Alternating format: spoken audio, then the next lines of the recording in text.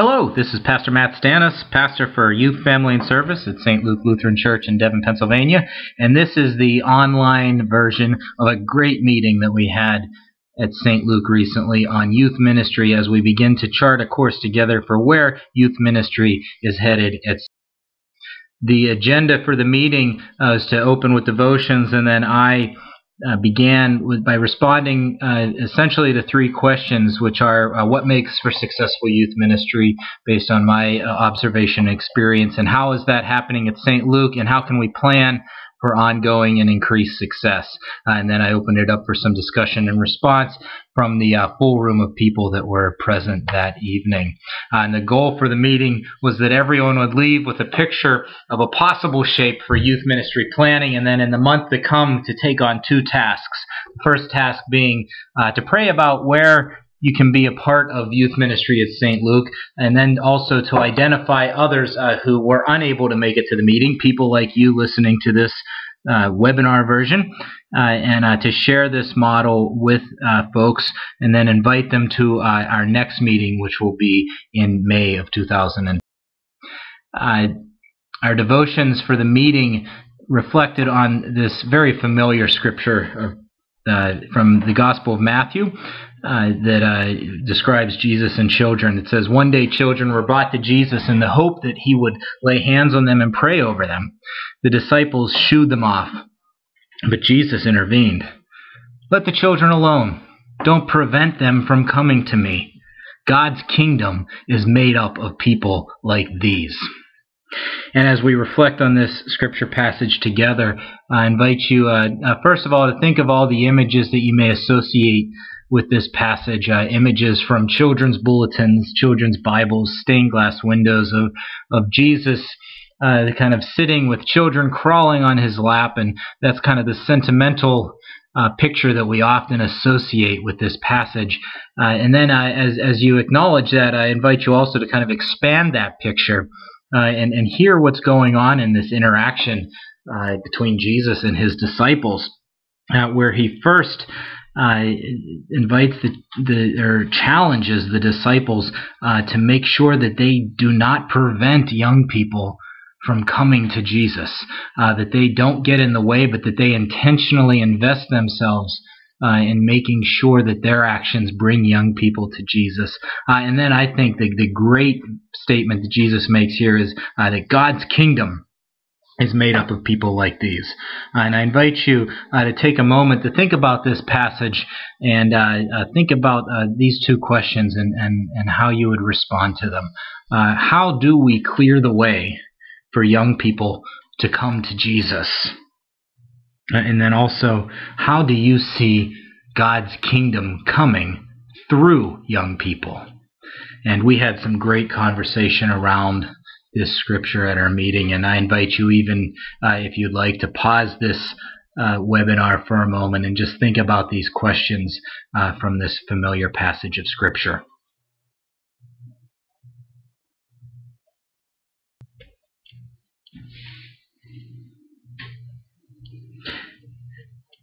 As I think about youth ministry, and I've looked at, done a lot of thinking and even research, both just by watching things at St. Luke and then also by talking and reading and touching base with people that are in youth ministry and are paying attention to youth ministry.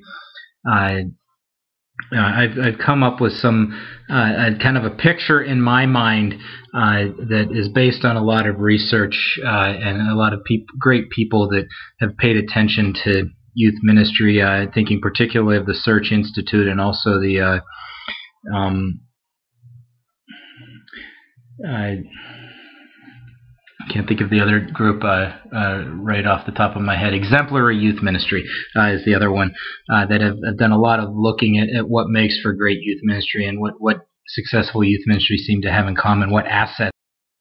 And for me, to begin with, when I think of what is youth ministry, I want to be clear that youth ministry, plain and simple, is nurturing and equipping young disciples to follow Jesus in a congregation setting, it's easy to think of youth ministry and kind of put it in its own box over in the corner and think, well, that's youth ministry over there. That's the youth group, or that's youth ministry in that corner, and not to really realize how many different things we have going on that are making young disciples, and how we really need to integrate all of those great things together in youth ministry, whether it's Sunday school, whether it's children's choirs, children's music programs, the way we engage children in education or in the life of the congregation. All of that together is youth ministry, creating, nurturing, equipping young disciples for a life of faith.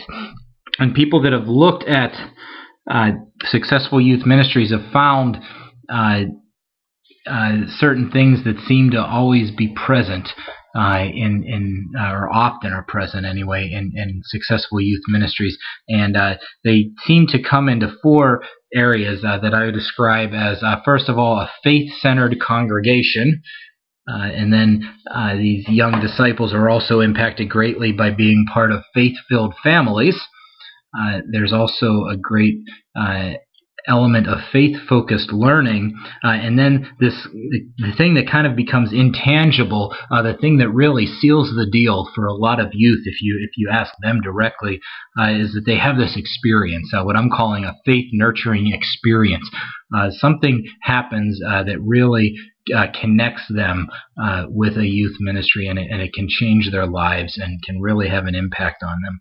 And I'm going to real quickly kind of go through these four categories and just list some things that we'll describe as assets that successful youth ministries possess, that fall into these four categories. And as I do, I invite you to think about St. Luke, and if you happen to be listening to this from another congregation, think about your own congregation, but think about these characteristics that make for successful youth ministry, and think about how you see them happening in your own context. How are they happening already at St. Luke in our case?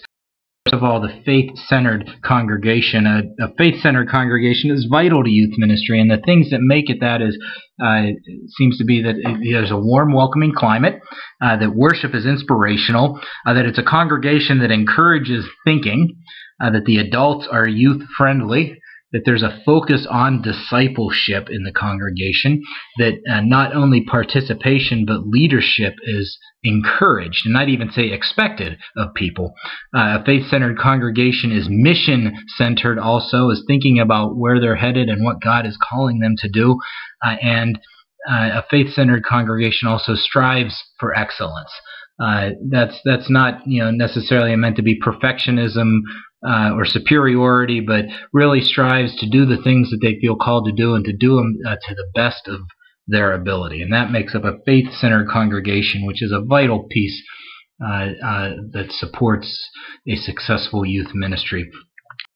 Congregation is the family that these young disciples come from, and the things that make up a faith-filled family is parents with a vibrant faith, harmonious, good relationships between the parents and the children, between siblings, good communication in the family, wise parental control, boundaries, rules, authority done in a way that's fair yet intentional, families that engage in faith practices, families that engage in service together, and then families that together find themselves engaged in the life of the congregation. And then most of all of this, I think, really becomes possible going back to that faith-filled congregation.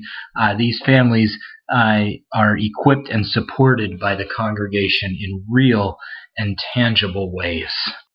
The next thing to look at is how learning helps foster an atmosphere for a successful youth ministry, and faith-focused learning is an important piece of creating an environment for youth ministry to thrive in, and that happens through Christian education programs in a congregation for sure, but mainly happens just through the atmosphere and the environment that makes that experience possible. So faith-focused learning includes things like learning that reveals Jesus as present and active in in the lives of people and in the lives of children. Good learning is grace-oriented and looks at the good news of the gospel instead of being oriented towards simply towards laws or very black and white morality, but really looks at God's grace and explains that in ways that young people can connect with. Faith-focused learning engages the Bible, looks at the Scripture as an important and normative source of our faith and testimony to God's grace unfolding in the world. Faith-focused learning informs our values and our morals. It informs the things that we hold as important or valuable, and also the norms and mores, the morals that we live by. Faith-focused learning welcomes and desires diversity. It comes back maybe to that grace orientation, but ethnic diversity, cultural diversity, just realizing that God has created us all as unique and different from one another. Faith-focused learning doesn't run away from diversity, but embraces it. Faith-focused learning includes hands-on service, and along with that, mission outreach too, looking at both ways that we get directly involved in service locally and globally, but then also looks at the mission of the church, of Christianity in the world, and engages in the kind of the global presence of our faith. Faith-focused learning teaches Christian rituals. It explains and passes along the things that Christians do when they gather together in community, the rituals of worship, the rituals of a congregation gathering, and also rituals that families can then practice, those faith practices that families do together. And in the case of St. Luke, it's definitely a value for us that faith-focused learning would celebrate the Lutheran witness, that it would celebrate the witness that our congregation comes from historically, but also how that witness engages with the world today and into the future. And then finally, successful youth ministry really has this, which sometimes can be an intangible seeming thing, but you can find things that are really common among youth ministries that have this, what I'm calling a faith nurturing experience. Something happens and the kids really respond to it, and it means something to them. And a faith nurturing experience includes things like a discussion of youth issues, the ability for children and youth to form friendship groups, to make friends, church friends for that matter.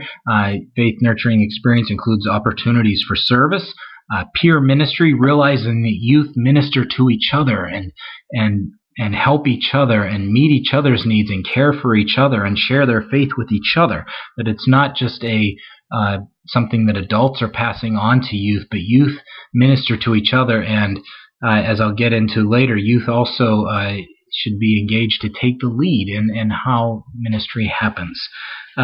This experience definitely includes fun and fellowship, things that just build those friendships, both between individuals and to help build a group identity among a group of youth in a ministry. Across the board, successful youth ministries encourage and provide ways for youth to participate in music. Through a band, through singing, through a choir. Music is a great practice for people of faith that are musically inclined. It means so much. There's a transcendent quality to participating in music. This experience includes caring adults that don't just run programs for youth, but are there with youth and are there for the youth.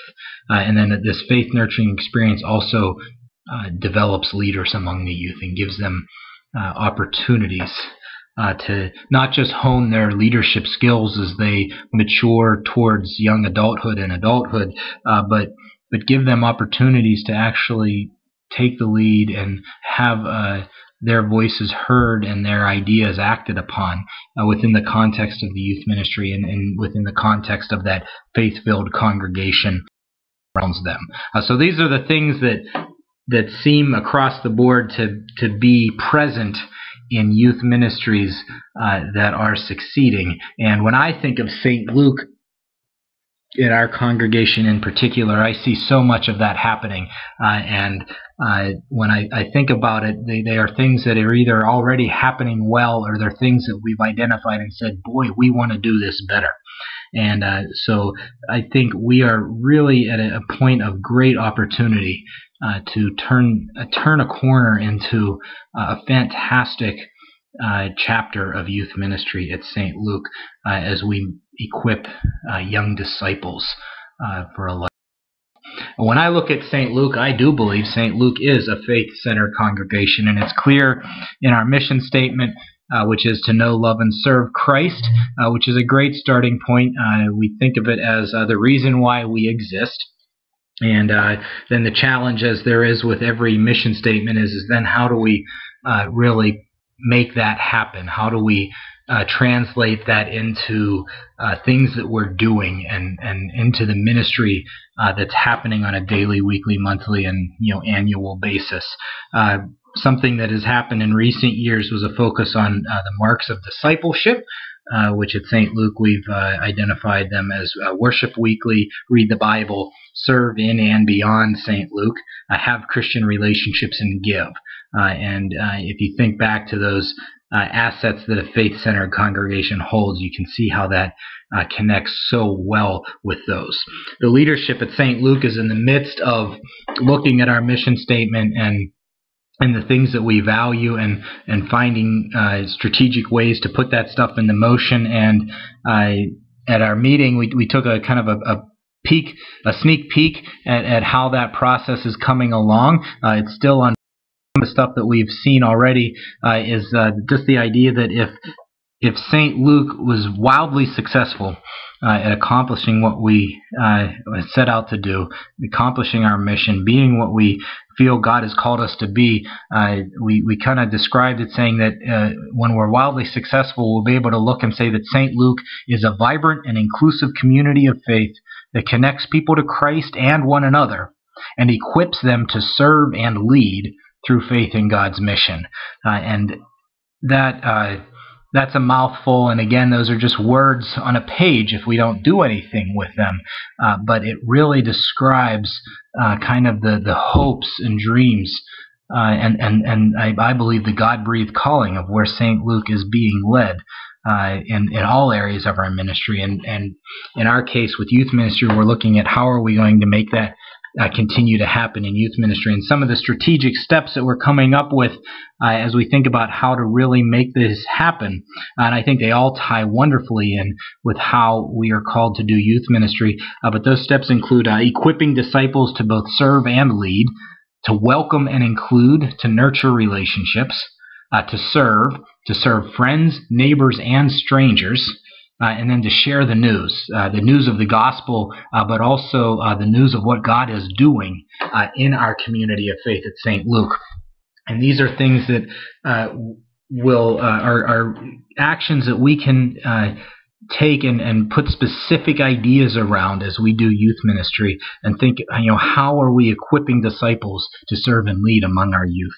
How are we welcoming and including our youth in the congregation, and then also sending them out to welcome and include others as they take their faith out from the congregation into their lives? How are we nurturing relationships among our youth and between our youth and the caring adults that are there alongside of them? And how are we equipping and enabling, giving opportunity for our youth and their families to serve their friends, to serve their neighbors, but also to serve what we would call strangers, to serve the world, to meet the needs of this world that God loves so much?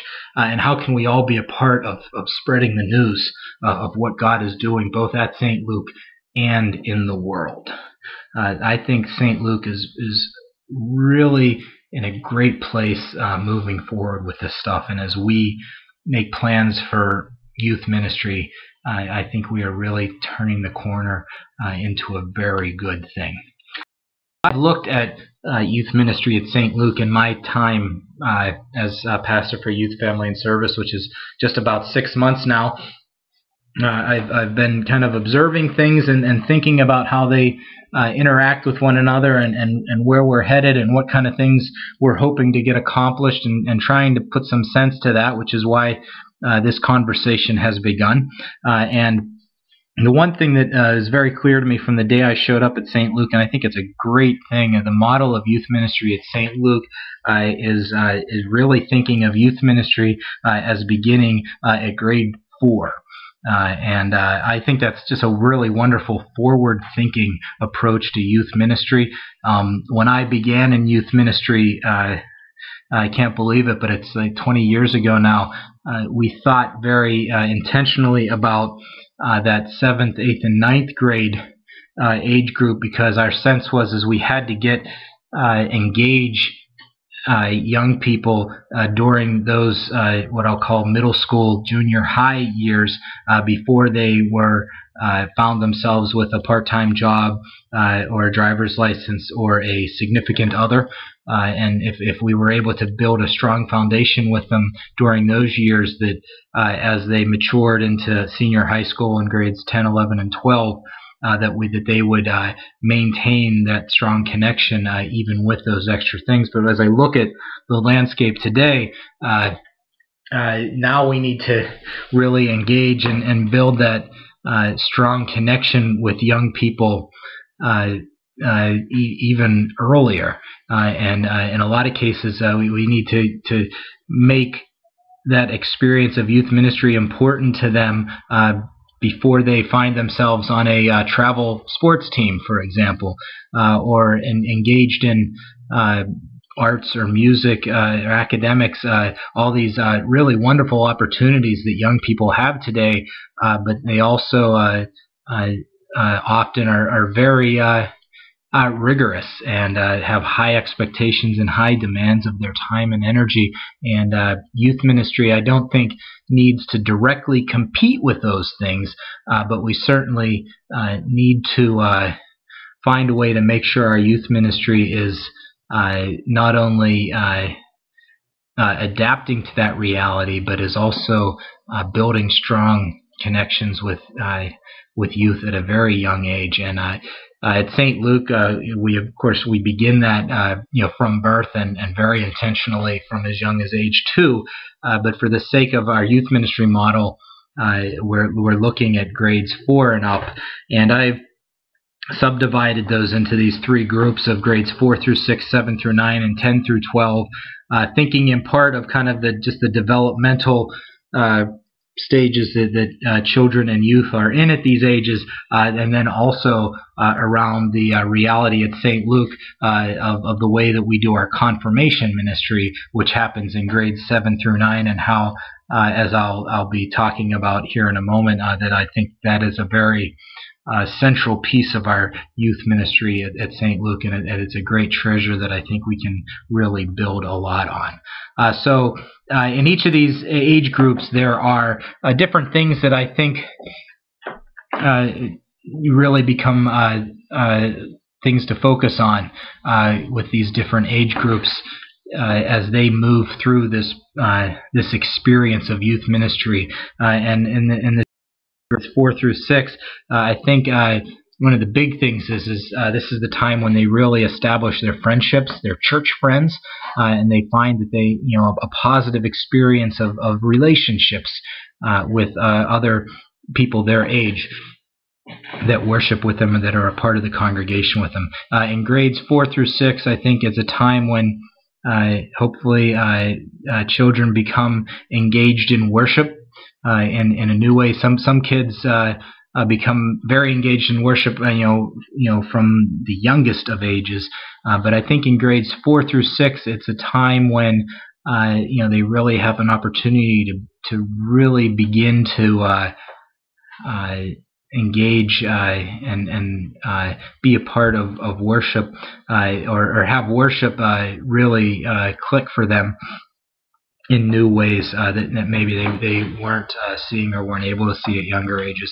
I think a big key to our success in grades 4 through 6 will be is consistent participation in Sunday school. That of course would go back into the younger years as well too. That is a fantastic ministry that is happening all the way back to age 2, and I think in grades 4, 5, and 6, as we really are setting the stage for great youth ministry, we need to realize that our Sunday school is a part of that. And it's not a separate thing that should be running on a separate track, but that they are integrated with one another. In grades 4 through 6, it's also when we introduce them to small group youth ministry, which I think is and should remain the heart of our youth ministry at St. Luke, as we connect these kids with small groups where they can build strong relationships, make those church friends at this age, and really explore their faith together. And then the other priority that I want to lift up at all age levels is how we're engaging in service. And in grades 4 through 6, I think we have a great opportunity to be looking at service opportunities that involve children and their families, and doing that together. So moving then from 6th grade into 7th grade, 7 through 9, confirmation comes in, and that really, as I mentioned a minute ago, is a central part of our youth ministry, and again shouldn't be running on a separate track all unto itself, but should really be valued for the treasure that it is. And in grades 7 through 9, I see confirmation ministry as a central shared experience where the kids realize that they're a part of this larger group of all 3 years kind of together, going on this singular journey together towards confirmation. 7th graders watching the 8th graders who are watching the 9th graders, 9th graders looking back and having this shared experience of in confirmation classes and retreats and the things that they do together during that confirmation program is a time when it really cements a group identity among the youth, and they become not just an assortment of kids, but they do become a group, and we're seeing that happen right now at St. Luke with our current 7th, 8th, and 9th graders, and that is, I am hopeful, is providing a great foundation for our senior high group in the next couple years as these kids continue to grow older and move up through the youth ministry age-wise. During grades 7 through 9, it's my hope to see youth really become engaged in not just in worship itself, but in leadership, that we would really encourage them to take an active role in how worship is happening, both during the service, whether that's by participating as an usher or a reader or offering music, but also perhaps even in the worship planning process. And I think I wouldn't say that we would discourage that at a younger age. We had some conversation about that at the meeting, and certainly I think we want to take those opportunities at every age, but I think in grades 7 through 9 is when it really becomes a central priority. Small groups then continue, and the kids hopefully are becoming very familiar with this facet of ministry and excited and comfortable with it, and they find that it's strengthening their personal relationships with each other, with caring adults, and strengthening their faith formation. And in this age group, we also have a great opportunity to add in events that are focused on service. This could be events for the whole family still, but also events that leverage that group identity that's forming and getting these kids together to do something as youth. And then also in grades 7 through 9, I think it's important that we look at focusing on introducing them to the youth ministries of the ELCA, of our larger church denomination. That would include the national youth gathering every 3 years, absolutely, but also the things that happen in between. Our Synod junior and senior high youth gatherings, our Synod Helping Hands Day, outdoor ministry for our Synod, that's Bear Creek Camp, and with outdoor ministry, that introduction can go back much younger than this, but really getting youth engaged and realizing that we're part of a church that is bigger than our our single congregation, and I think that's important as they go up through senior high school, and then certainly as they graduate from high school. So looking then, moving from 9th grade into 10th grade is a transition time at St. Luke. We finished confirmation in the late February, early March of 9th grade, with the hope that we can bring the 9th graders out of confirmation, but keep them engaged to try to move away from the notion that once a young person is confirmed, that their participation in the congregation takes a break or ends altogether. So we really want to work on keeping young people engaged in through senior high grades of 10 through 12. A key focus is finding how each young person can themselves become an engaged member of St. Luke. What are the things that they're passionate about? Is it social ministry? Is it helping with younger kids? Is it continuing very actively in Christian education? Is it music? Is it worship leadership? Is it there's so many different ways that members of St. Luke of all ages contribute, and we want to make sure that we open every possible door for young people as they come out of confirmation, that they never have a sense that there's nothing for them to do or there's nowhere for them to belong. In grades 10 through 12, in doing that, we want to develop leaders among these kids by giving them opportunities and giving them chances to participate, that they can learn things by doing them. My hope is that all leadership teams in the congregation will have input from youth, that they'll invite youth to be a part of those planning teams, and then also actively support them and mentor them in those roles on any ministry team right up to the congregation council. During grades 10 through 12, I also hope we can encourage and expand their participation in ELCA youth ministry events. There's a lot for senior high youth between synod gatherings right up to the national gathering every 3 years, and a key priority for me in this is helping young people see the larger church and become familiar and comfortable with the church beyond this congregation, because as they graduate from high school and go on to college and go on to their adult lives, for many of them they will find themselves relocating, whether it's immediately for school or whether it's later, and they won't be geographically connected to this congregation anymore, and we need to really equip them and prepare them for that. And part of that is helping them to see, understand, and be excited and familiar and comfortable with the larger church that is out there, so that they have less apprehension or hesitation to engage with a congregation somewhere else, or to engage with a campus ministry in college, that they'll have a sense of what's out there beyond our congregation. In these high school grades as well, I think we can look at the service-oriented events continuing, but also adding to that the idea of servant trips. Servant trips are offered through ELCA ministries in our synod, but it's also something that I think we can look at doing on our own as well, whether they be local or require extensive travel, whether they be day trips or week-long trips or anything. It depends on what we find and who's involved. And I don't think it's something we need to invent from the ground up. I think there's a lot of fantastic opportunities out there waiting for us that we can connect with. And small groups continue and hopefully are thriving in these senior high years.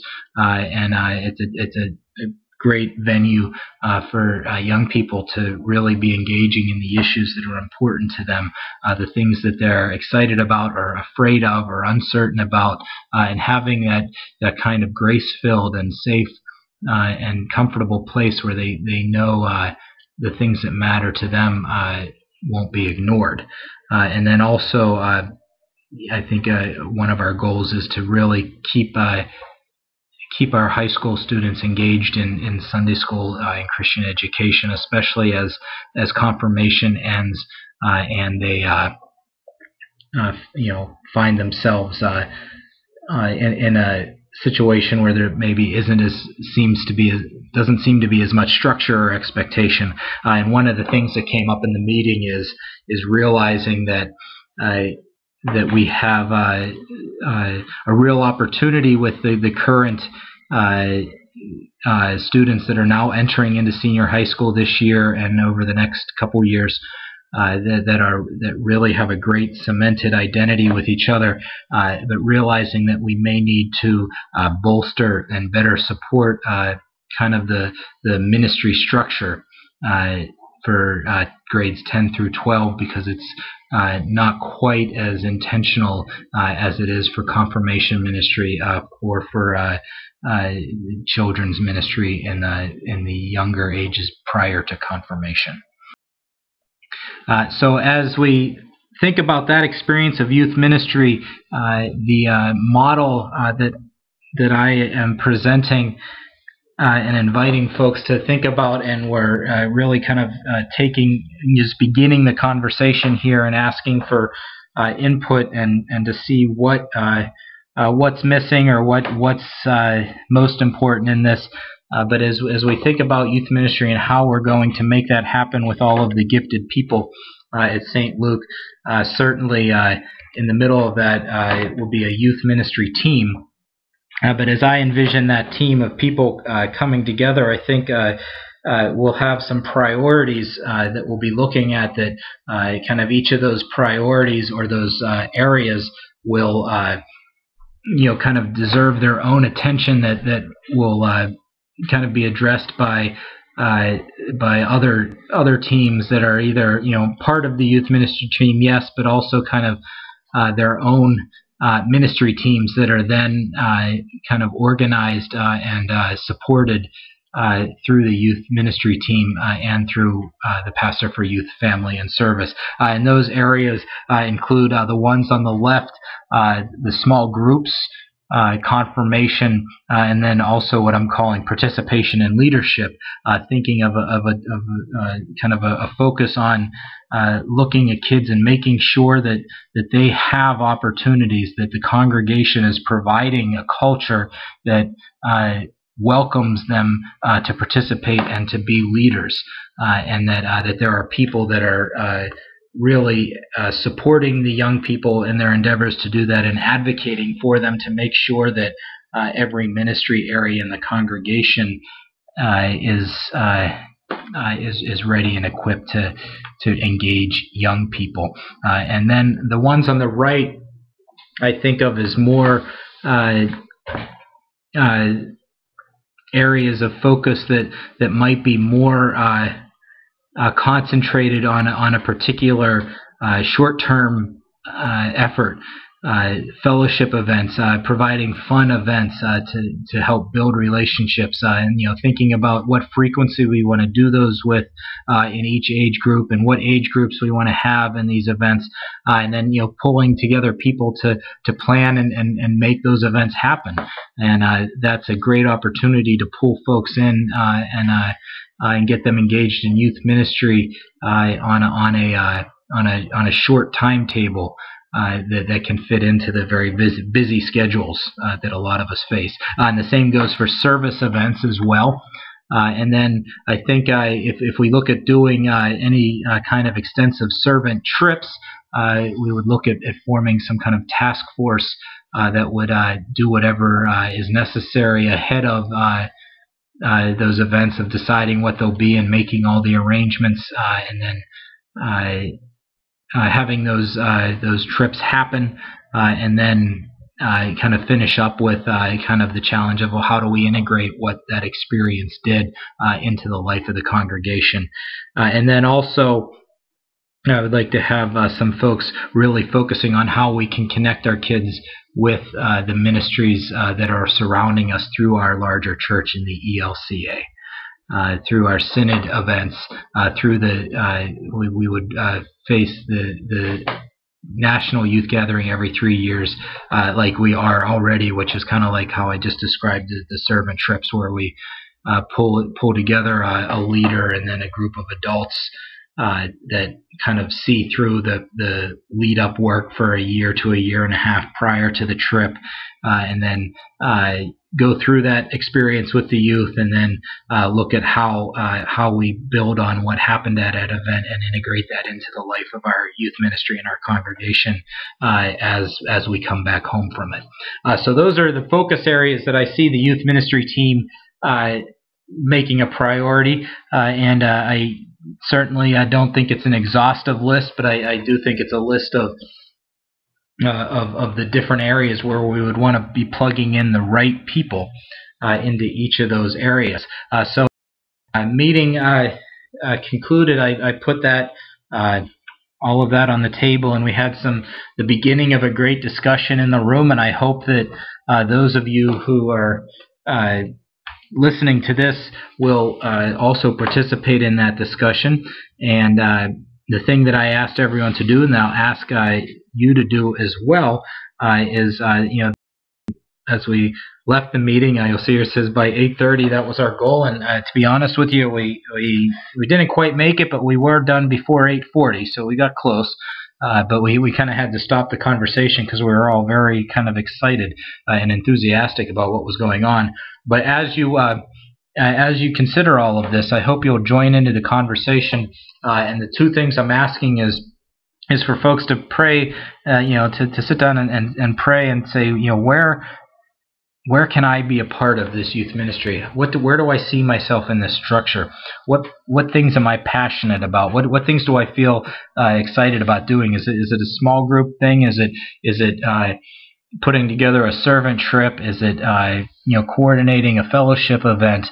Is it helping kids get engaged in the congregation and be leaders? Is it engaging with the ELCA youth ministries in our synod, in our outdoor ministries at our camp? Is it a national youth gathering? Things like that. But think about, think and pray about how you can be a part of it, and then also please spread the word among folks that you think are gifted and excited about this too, and share this with them. Invite them to listen to this. We have a paper copy of this stuff too that you can look at, or a PDF, and let's identify people who aren't in this conversation yet, and make sure that they get to be a part of it too.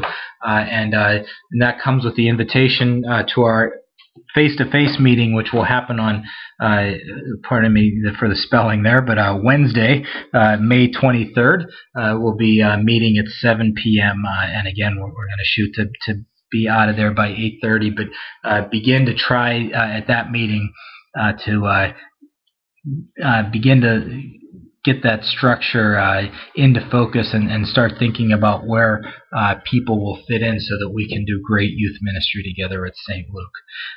Thank you for listening to this whole thing, and thank you so very, very much for being a part of youth ministry, for caring about young people, for hearing that call of Jesus, not just to be intentional about helping young people encounter Jesus, but then also having the openness to see what Jesus sees, and realize that through young people we do get a glimpse of what God's kingdom is like.